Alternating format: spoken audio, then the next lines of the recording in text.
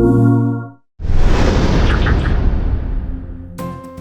welcome to PlayStation Access and our picks for the top 10 RPGs on PS4. Before we begin, please note if you're watching this and thinking, hey, where the heck is Persona 5? We've made a separate video for JRPGs, which you should definitely watch after you finished this one. So in no particular order and keeping to only one entry per series, here are our picks for the top 10 RPGs on PS4. Let us know your own choices in the comments. For nearly a decade, I've been trying to pin down and articulate why Skyrim is a game you can come back to time and again. From its initial release on PS3 back in 2011 to 2016's special edition on PS4, and even now in VR, I have spent over 1,000 hours exploring this incredible world. And the amazing thing about that is I'm still discovering new places, unearthing quests I never played before. There's an indescribable magic woven into these mountains, rocks and trees that draws me back again and again. Skyrim is not the best looking game on this list, it's not the largest, it doesn't have the best combat, and yet it's definitely the one I'm going to play again. Maybe it's the characters. Every NPC has their own name, their own story, their own grisly permadeath if and when they're randomly chewed to bits by a marauding dragon. Or maybe it's the cities, full of culture and history and lovely waterfalls.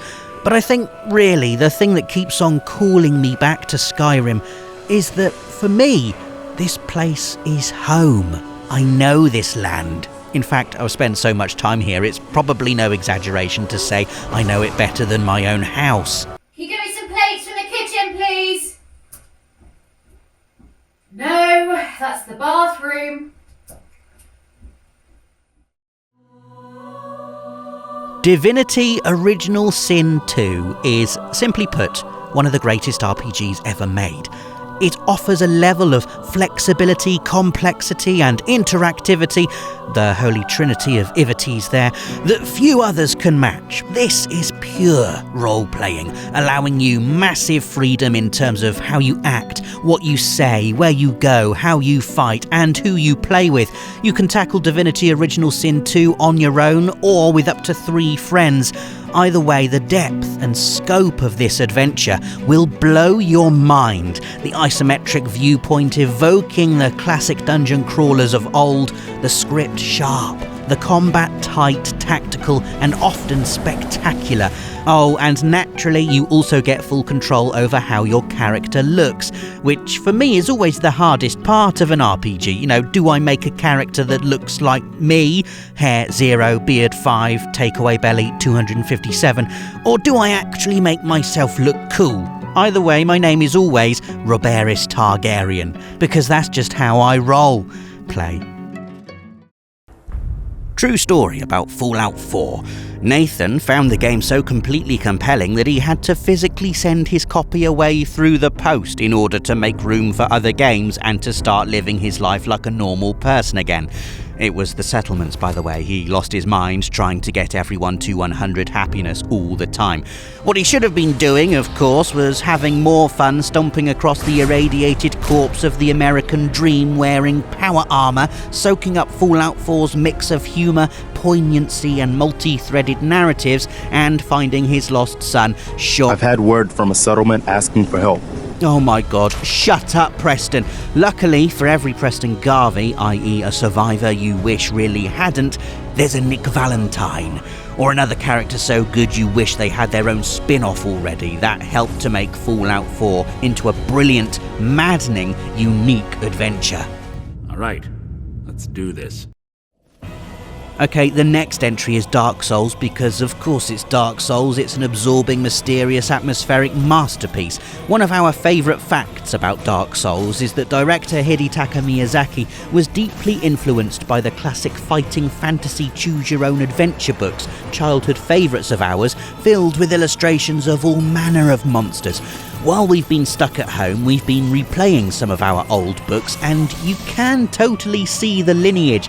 Okay, not in the sword trees of Scorpion Swamp, but definitely in the giant spider from the Warlock of Firetop Mountain, or this hooded figure in the dark from Creature of Havoc, and perhaps most of all, in the dragon terrorising a castle bridge on the wraparound cover of Titan. It helps explain why Dark Souls feels like a half-remembered thing from some collective past, why your journey through the game feels like uncovering a lost kingdom that you've somehow been to before, and why, oh my god, it actually does have sword trees, kind of. That's for killing us on the way back from Willowbend. We talk a lot about The Witcher 3, and look, you can draw a straight line between the bunch of kids who grew up on fighting fantasy books and the adults who fell deeply in love with the rich, sprawling adventures of Geralt in a world of monsters and magic. So how about we shut up and show you some of our favourite views of the continent and play some nice music.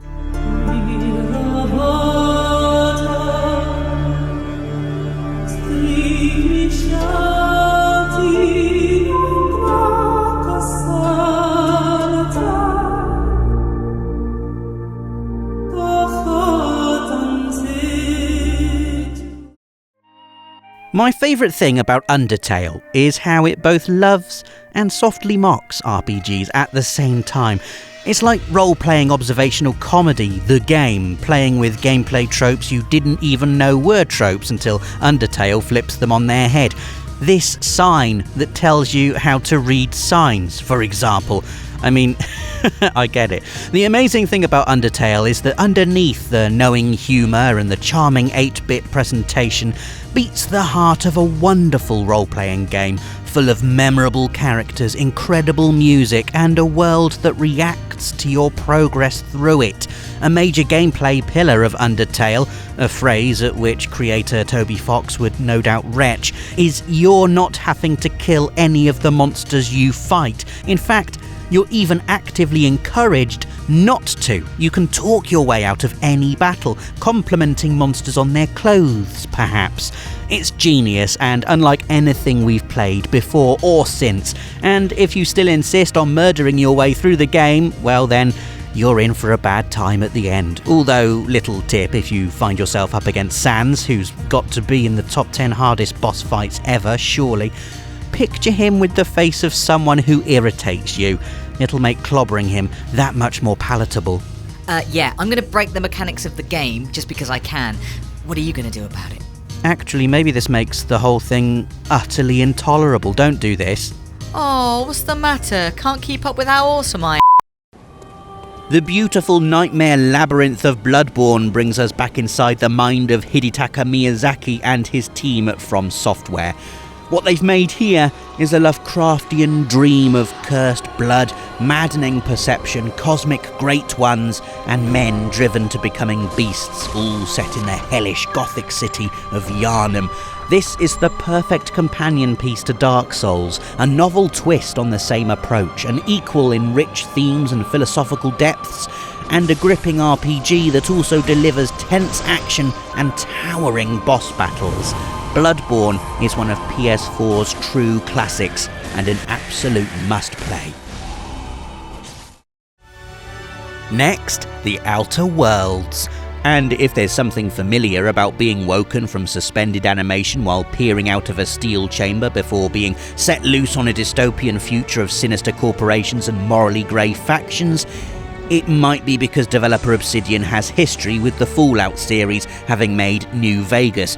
While that gives The Outer Worlds a foundation though, what gets it on this list is how dark and incisively funny it is throughout. From the moment you wake up to a chirpy explanation of the dangers of revival. It's called explosive cell death, but it's really more of a liquefaction. To the disdainful AI Ada on board your ship. Try to stay alive this time. And if you need any proof about the game's commitment to character customization, just remember that it allows you to build a character so stupid that there's a secret ending where you accidentally fly your crew into the sun and everyone dies. If you're the type of RPG player who likes fantasy settings, dragons, elves, and lore richer than a copy of the Silmarillion dunked in hollandaise sauce, then you are just like me. And like me, you probably really like Dragon Age Inquisition, which feels very much like the game BioWare was building up to for an entire generation. There's so much to enjoy here, a world that is massive and so beautiful it will no doubt impinge your progress as you stop and gawp at it. A cast of complex characters who all want something, and sometimes that something is you, and you have to be all like, excuse me, Iron Bull, but no, oh, what am I saying, go on then. And a combat system that rewards strategy and careful planning with explosive results. Simply put, Dragon Age Inquisition is exactly what I would describe if an alien landed in my garden and wanted RPGs explained to them. Here I thought we'd be ass deep in demons forever. What I absolutely would not describe to this alien is a side-scrolling 2D adventure based on a 90s adult cartoon built on shock humour and a traditional turn-based JRPG-style battle system. I mean, dissect it and examine the individual parts, and South Park: The Stick of Truth should not work at all. That it not only does work but is also one of the best RPGs you can play on PS4 is an achievement almost as big as the fact the show itself is now 23 seasons and 23 years old. And all of that humour, all those characters and in-jokes and Easter eggs, all that satire and toilet humour is captured so perfectly in The Stick of Truth. You play as the kids who are effectively role-playing within the game itself, pretending to be wizards and questing around the town, collecting Chin Pokemon and, farting, obviously. And as you do this and take down a few bosses, you start to realise, hey, this is actually not just a brilliant South Park game, but a brilliant RPG with a battle system that lovingly evokes the traditional role players that have clearly inspired it. Stick of Truth is a game made with love and care, both for the show on which it's based and video games as a whole.